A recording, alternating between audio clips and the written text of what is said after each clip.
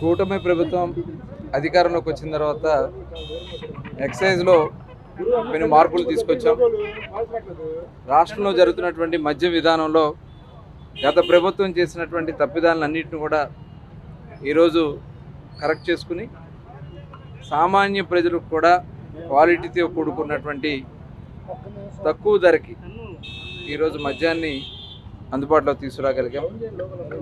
అదే కాకుండా number of brands కూడా ఇవాళ ప్రజలకి ఆప్షన్ ఉండే విధంగా, ఎందుకంటే 5 సంవత్సరాలు జగన్మోహన్ రెడ్డి బ్రాండ్స్ తప్ప వేరే బ్రాండ్స్ ఎక్కడా కూడా ఆనాడు షాప్స్లో అవైలబిలిటీలో ఉండే కాదు.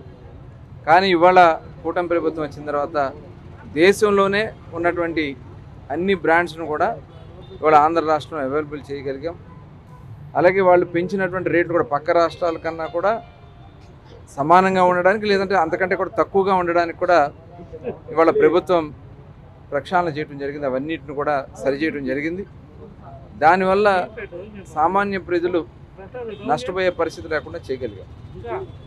పక్క రాష్ట్రాలకు వెళ్ళడమో లేకపోతే పనికిరాని ఇల్సిట్ లిక్కర్ తాగి అనారోగ్యం పాలవడమో ఇలాంటి పరిస్థితులు మరి గతంలో ఉండేవి. అలాగే జగన్మోహన్ రెడ్డి మందు తాగి కూడా ఆ రోజున చాలామంది మరి అనారోగ్యం పాలయ్యారు.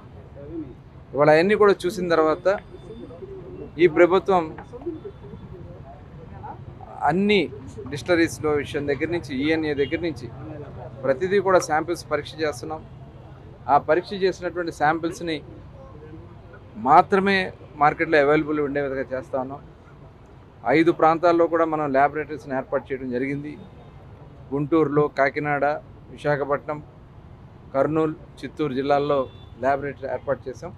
ఇంకా అవసరమైతే ఇంకా పెంచడానికి కూడా ఈ ల్యాబొరేటరీస్ కూడా అత్యంత అధునాతనమైనటువంటి ఎక్విప్మెంట్, లేటెస్ట్ ఎక్విప్మెంట్ తీసుకొచ్చి దగ్గర దగ్గర 12 నుంచి 15 కోట్ల రూపాయల ఖర్చుతో ఇవన్నీ కూడా ఏర్పాటు చేయడం కూడా జరిగింది. మొత్తం అనాలిసిస్, దాంట్లో ఏమన్నా ప్రజల ఆరోగ్యాన్ని హాని కలిగించే అందులో ఏమన్నా కెమికల్స్ ఉన్నాయా, మెటల్స్ ఉన్నాయా, అవన్నీ కూడా పరిశీలన చేసే విధంగా ల్యాబొరేటరీస్లో చేస్తున్నాం. అదే కాకుండా ప్రతి బాటిల్ కూడా ఒక నమ్మకాన్ని క్రియేట్ చేసే విధంగా ఇవాళ ఏపీ ఎక్సైజ్ సురక్ష యాప్ తీసుకొచ్చాం. దాని ద్వారా మన బాటిల్ ఏదైతే బాటిల్ ఉందో దాన్ని స్కాన్ చేస్తే ఇమీడియట్గా అందులో ఏదన్నా తేడా ఉంటే ఎల్సిట్ టిక్కర్ ఏదైనా వస్తున్నా కూడా ఇమీడియట్గా తెలిసిపోతుంది. కాబట్టి సురక్ష యాప్ తీసుకొచ్చాం. అలాగే టైమింగ్స్ విషయంలో కూడా ఇవాళ ఎక్సైజ్ ఐ యాప్ కూడా తీసుకొచ్చాం. ఎక్సైజ్ ఐ యాప్ ద్వారా టైమింగ్స్, ఏ టైంకి షాప్ తీస్తున్నారు, ఏ టైంకి క్లోజ్ చేస్తున్నారు అనేది కూడా డీటెయిల్గా తీసుకున్నాం. అక్కడక్కడ కంప్లైంట్స్ వస్తూ ఉన్నాయి. కంప్లైంట్స్ వచ్చినప్పుడు మటుకి క్లియర్గా యాక్షన్స్ తీసుకోవడం కూడా జరుగుతుంది.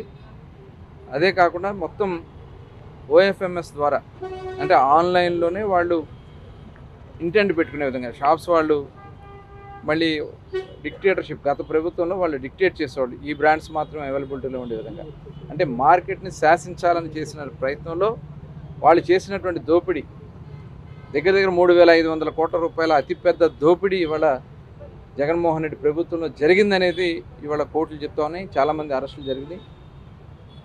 ఇవాళ అలాంటి పరిస్థితి ఎక్కడా రానివ్వకుండా మొత్తం ఓఎఫ్ఎంఎస్ సిస్టమ్ పెట్టాం. దాని ద్వారానే వాళ్ళు ఇండియన్ పెట్టుకోవచ్చు, వాళ్ళకి కావాల్సినటువంటి ఎలాంటి లిక్కర్ కావాలో, వాళ్ళు ఎలాంటి బ్రాండ్స్ కావాలో వాళ్ళు పెట్టుకునే దానికి అవకాశం కల్పించాం. అదే కాకుండా తాడీ ట్యాపర్స్ కూడా ఇవాళ 10% రిజర్వేషన్ కల్పించి షాప్స్ని ఇవాళ అటు బారుల్లో కానీ షాప్స్లో కానీ ఏర్పాటు చేశాం. అలాగే పర్మిట్ రూమ్స్ కూడా, ఎందుకంటే రోడ్ల మీద విచ్చలవిడిగా చేస్తున్నామంటే పర్మిట్స్ రూమ్ కూడా కట్టుదిట్టమైనటువంటి ఏర్పాటు చేయడం కూడా జరిగింది. మరి ఈ ప్రభుత్వం ప్రజల ఆరోగ్యాన్ని, ప్రజల యొక్క సంక్షేమానికి కట్టుబడిందని కూడా ఈ సందర్భంగా తెలియజేస్తూ, ఎక్కడైనా కంప్లైంట్స్ వచ్చినా కూడా దానికి ఒక టోల్ ఫ్రీ నెంబర్ పెట్టాం, 14405. ఎక్కడన్నా కంప్లైంట్స్ ఉంటే 14405కి కాల్ చేసినట్టయితే ఇమ్మీడియట్గా స్టేట్ టాస్క్ ఫోర్స్ టీమ్స్ ఉంటాయి, ఎన్ఫోర్స్మెంట్ వింగ్స్ ఉంటాయి, అలాగే జిల్లాల్లో అధికారులు ఉంటారు. డెఫినెట్గా వీటన్నిటి మీద కూడా చర్యలు తీసుకోవడం జరుగుతుందని కూడా ఈ సందర్భంగా తెలియజేసుకుంటూ, గత ప్రభుత్వం చేసినటువంటి తప్పిదాలు ఈ ప్రభుత్వంలో చాలా వరకు కంట్రోల్ చేయగలిగాం. కొంతమంది అరాచక శక్తులు ఎక్కడన్నా చేస్తే మటుకి చాలా సీరియస్గా యాక్షన్స్ తీసుకోవడం జరుగుతుందని కూడా తెలియజేస్తాం. ఎందుకంటే మనం చూస్తాం తంబళపల్లిలో జరిగినటువంటి సంఘటన కానీ, అలాగే మన ఇబ్రహీంపట్నం, విజయవాడ దగ్గర ఇబ్రహీంపట్నం జరిగిన సంఘటనలు, ప్రభుత్వం మీద బురద జల్లాలని చెప్పి వైసీపీ నాయకులు చేసినటువంటి కుట్ర, మరి ఇలాంటివన్నీ కూడా జాగ్రత్తగా మనం పరిశీలన చేసుకుని ఈ ప్రభుత్వం చాలా కట్టుదిట్టంగా ఉందని కూడా తెలియజేస్తాం. Please subscribe to Leo news for more videos.